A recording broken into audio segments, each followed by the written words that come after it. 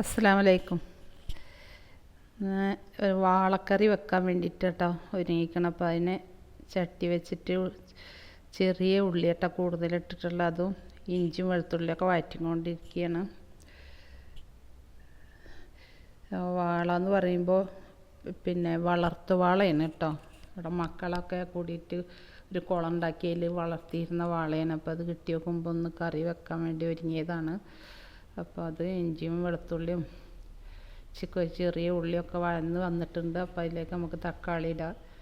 അപ്പോൾ അതൊക്കെ നല്ലോണം വഴറ്റി വെച്ച് ബാക്കി നല്ലൊന്ന് വഴന്ന് വരാൻ വേണ്ടിയിട്ട് അടച്ച് വെക്കുന്നുണ്ട് കേട്ടോ.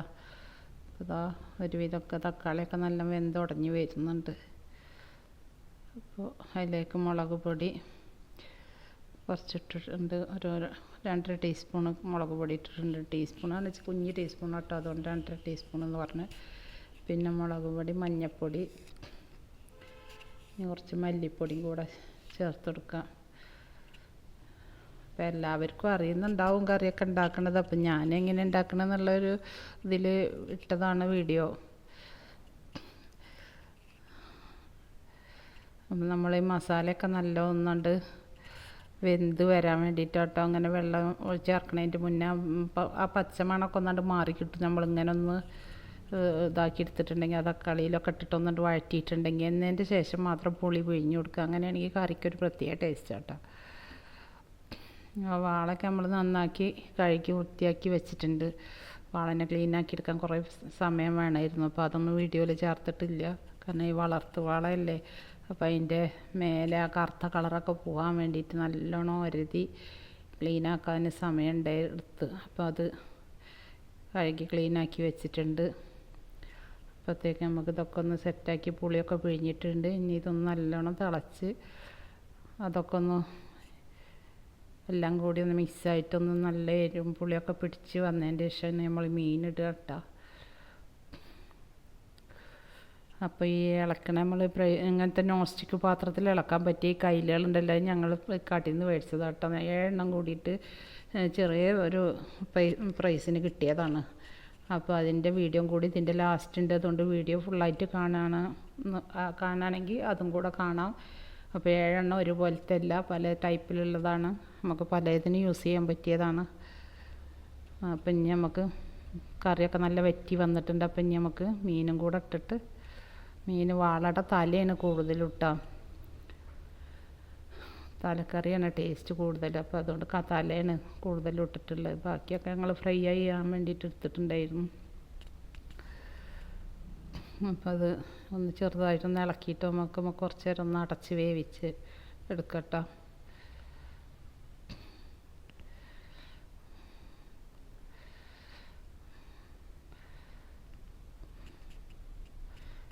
ചിലർ വറുത്തരച്ച് കറി വെക്കും എന്നൊക്കെ പറയുന്നുണ്ട്.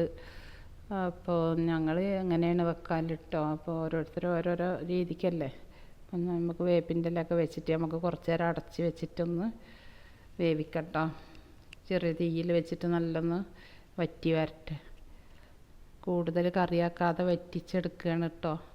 അതാണിങ്ങനെ. അപ്പം നല്ലോണം മീനൊക്കെ വന്നിട്ടുണ്ട് കണ്ടോ, നല്ല വെന്തിട്ടുണ്ട്.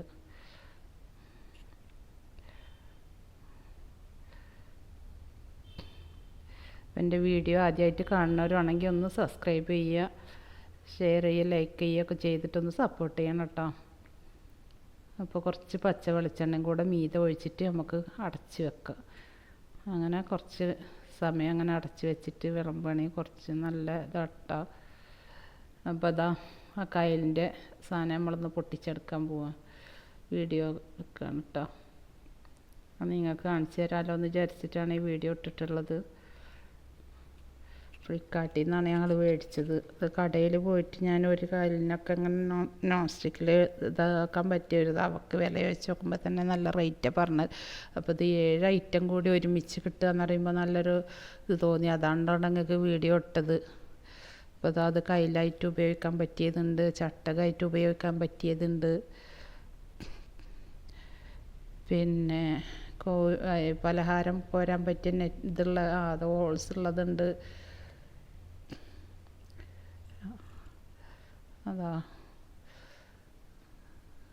നല്ല തവി പോലത്തെ അതൊക്കെ ഉണ്ട് കേട്ടോ, ചോറ് കോരുന്ന പോലത്തെ തവി പോലത്തതും ഒക്കെ, അങ്ങനെ 7 ഐറ്റം ആയിരുന്നു അത്.